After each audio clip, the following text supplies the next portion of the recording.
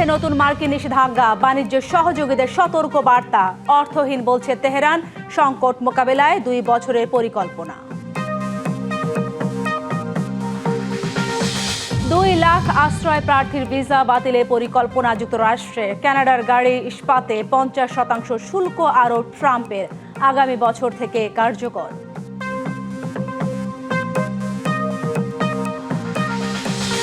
ভারতের বিহারে বিপিএসসি পরীক্ষা বাতিলের দাবিতে চাকরি প্রত্যাশী শিক্ষার্থীদের বিক্ষোভ, পাটনায় পুলিশের সঙ্গে ব্যাপক সংঘর্ষ।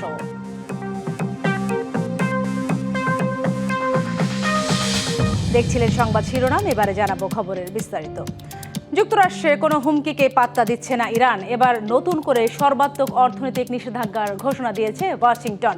একই সাথে সতর্কবার্তা দেওয়া হয়েছে ইরানের সঙ্গে ব্যবসা বাণিজ্য করা দেশগুলোকে। যুক্তরাষ্ট্রের এই হুমকিকে অর্থহীন বলছে তেহরান। সামরিক অভিযানে অনেকটাই ব্যর্থ হয়ে এবার ইরানের অর্থনীতির দিকে নজর ওয়াশিংটনের। বিশ্বজুড়ে অর্থের প্রবাহ বন্ধ করে দেশটিকে আরও বিচ্ছিন্ন করতে ইকোনমিক ডি-ডে ঘোষণা করেছে যুক্তরাষ্ট্র। ইরানের সঙ্গে লেনদেন করা দেশ ও প্রতিষ্ঠানও এবার মার্কিন নিশানায়। তেল বিক্রি, জাহাজ চলাচল ও ব্যাংকিং খাতসহ নিষেধাজ্ঞার আওতায় আনা হতে পারে প্রায় 60টি প্রতিষ্ঠানকে। যারা ইরানের তেলকে অর্থে পরিণত করতে সহায়তা করবে তাদের বিরুদ্ধে ব্যবস্থা নেওয়া হবে। সময় গণনা শুরু হয়ে গেছে। কেউ মার্কিন নিষেধাজ্ঞার আওতার বাইরে নয়। অর্থনৈতিক চাপের সঙ্গে সামরিক হুমকিও দিচ্ছে ওয়াশিংটন। মার্কিন প্রতিরক্ষা মন্ত্রী স্পষ্ট জানিয়েছেন, প্রয়োজনে ইরানের বিরুদ্ধে সামরিক হামলার পথও খোলা। সামরিক অভিযান বন্ধ হয়নি। ইরান নতি স্বীকার না করলে কঠোর হামলা চালানো হবে। তবে ওয়াশিংটনের এই চাপ আমলে নিচ্ছে না তেহরান। এমন পরিস্থিতির জন্য আগেই প্রস্তুতি নিয়েছে ইরান সরকার। আমরা এসব দিনের জন্য প্রস্তুত ছিলাম। সরকারের 2 বছরের পরিকল্পনা আছে। যুক্তরাষ্ট্র আবারও ব্যর্থ হবে। যুক্তরাষ্ট্র আন্তর্জাতিক আইন লঙ্ঘন করেছে, বল প্রয়োগ ও ভীতি দেখিয়ে অন্য দেশকে বাণিজ্য সম্পর্ক ছিন্ন করতে বাধ্য করছে। এদিকে তেহরানে বৈঠক করেছেন পাকিস্তানের সেনাপ্রধান আসিম মুনির। গণমাধ্যমের খবর, ইরানের সাথে আবারও আলোচনায় বসতে পাকিস্তানের সহযোগিতা চেয়েছে যুক্তরাষ্ট্র। খান মোহাম্মদ মুকুল, ডিবিসি নিউজ ডেস্ক। ইসরায়েলের প্রধানমন্ত্রী বেনিয়ামিন নেতানিয়াহু অভিযোগ করেছেন, ইরান তার ছেলেকে হত্যার চেষ্টা করেছিল। তবে কখন, কোথায় বা তার কোন ছেলেকে লক্ষ্য করে এই চেষ্টা চালানো হয়েছিল এ বিষয়ে বিস্তারিত কিছুই জানাননি তিনি। ইসরায়েলের চ্যানেল 14কে দেওয়া এক সাক্ষাৎকারে নেতানিয়াহু এই দাবি করেন। বলেন, অবিশ্বাস্যভাবে এক ছেলেকে হত্যার জন্য টার্গেট করেছিল ইরান। তবে হত্যা চেষ্টাটি কিভাবে বা কখন করা হয়েছিল সে বিষয়ে কোনো বিস্তারিত তথ্য দেননি তিনি। নেতানিয়াহুর 2 ছেলে আভনার ও ইয়ার, তাদের মধ্যে কাকে কথিত ওই হত্যা চেষ্টা টার্গেট করা হয়েছিল সেটিও স্পষ্ট নয়। চলতি বছরের শুরুতে যুক্তরাষ্ট্র ও ইসরায়েলের যৌথ হামলায় ইরানের সর্বোচ্চ নেতা আয়াতুল্লাহ আলী খামেনির এবং তার পরিবারের 4 সদস্য নিহত হওয়ার পর 2 দেশে উত্তেজনা আরও বেড়েছে। তবে ইরানের পক্ষ থেকে নেতানিয়াহুর এই দাবির বিষয়ে তাৎক্ষণিক কোনো প্রতিক্রিয়া পাওয়া যায়নি। বাণিজ্য ও পর্যটন ভিসায় যুক্তরাষ্ট্রে গিয়ে আশ্রয় চাওয়া প্রায় 2 লাখ আবেদনকারীর ভিসা বাতিলের পরিকল্পনা করেছে মার্কিন প্রশাসন। শিগগিরই এর সিদ্ধান্ত কার্যকর করা হতে পারে বলে জানিয়েছে মার্কিন পররাষ্ট্র দপ্তর। যুক্তরাষ্ট্রের H-1B ভিসা বিদেশি পেশাজীবীদের বিশেষায়িত পেশায় কাজের সুযোগ দেয়। এই ভিসার জন্য স্নাতক বা সমমানের ডিগ্রি প্রয়োজন। প্রাথমিকভাবে ভিসার মেয়াদ 3 বছর, যা আরও 3 বছর নবায়ন করা যায়। এবার এই ভিসা নিয়ে নতুন পরিকল্পনার কথা জানিয়েছে মার্কিন প্রশাসন। বাণিজ্য ও পর্যটন ভিসায় যুক্তরাষ্ট্রে গিয়ে আশ্রয় চেয়ে আবেদন করেছেন এমন 2 লাখ আশ্রয় প্রার্থীর ভিসা বাতিলের পরিকল্পনা করছে যুক্তরাষ্ট্র।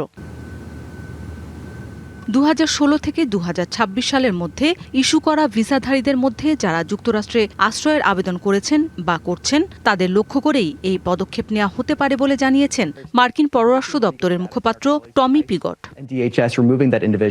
from the country. We're going to take যুক্তরাষ্ট্রে প্রবেশের পর যারা স্থায়ীভাবে থাকার জন্য আশ্রয়ের আবেদন করেছেন তাদের নন ইমিগ্রেন্ট ভিসা বাতিলের বিষয়ে কাজ করছে পররাষ্ট্র দপ্তর। পররাষ্ট্র ও স্বরাষ্ট্র মন্ত্রণালয়ের যৌথ উদ্যোগে বাস্তবায়ন করা হবে এই পরিকল্পনা। So we have that robust vetting program. We have that. তবে এ বিষয়ে এখনও চূড়ান্ত সিদ্ধান্ত হয়নি। ভিসা বাতিল হলেও তাৎক্ষণিকভাবে কাউকে যুক্তরাষ্ট্র থেকে বহিষ্কার করা হবে না।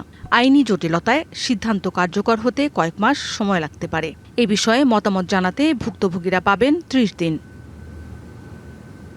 পরিকল্পনা বাস্তবায়ন হলে এটিই হবে যুক্তরাষ্ট্রের ইতিহাসে একসঙ্গে সবচেয়ে বড় পরিসরে ভিসা বাতিলের ঘটনা। একই সঙ্গে ট্রাম্প প্রশাসন এ পরিকল্পনার বাস্তবায়ন শুরু করলে সেটির আইনি বাধার সম্মুখীন হওয়ার সম্ভাবনাও প্রবল। মৌসুমী শান্তা, ডিবিসি নিউজ ডেস্ক।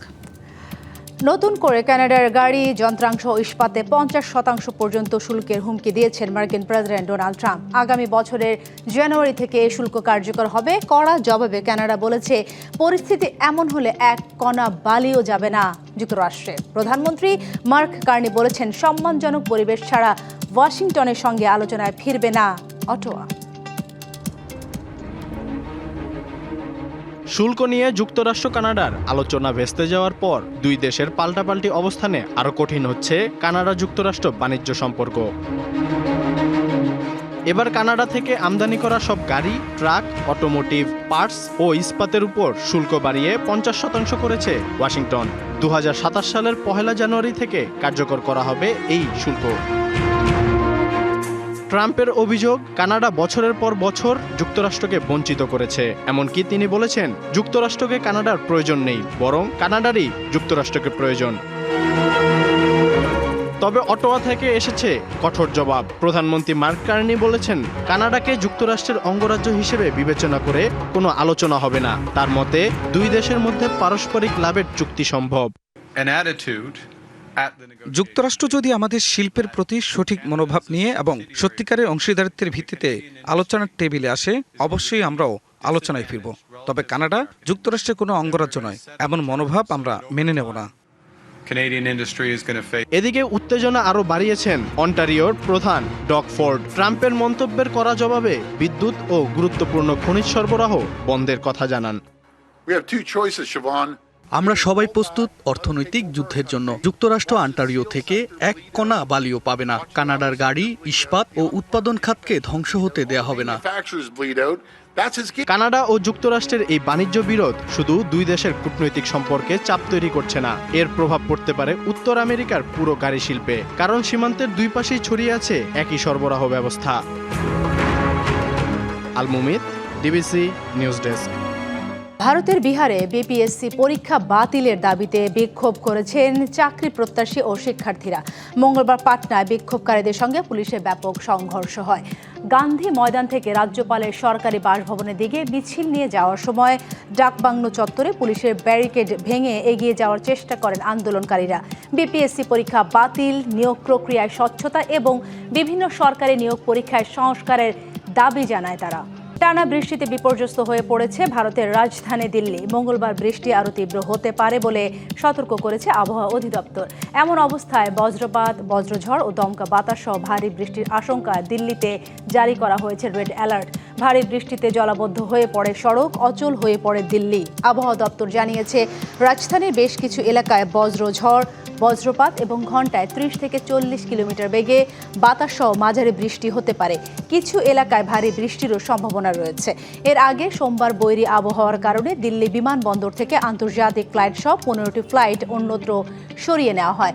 1 ঘন্টার বৃষ্টির পর দিল্লির পাশের শহর গুরগাঁওয়ের বিভিন্ন এলাকা ব্যাপক জলাবদ্ধতার কবলে পড়ে। ভোগান্তির কথা বিবেচনা করে হোম অফিস এবং শিক্ষা প্রতিষ্ঠানে অনলাইনে ক্লাস নেওয়ার নির্দেশনা দিয়েছে প্রশাসন।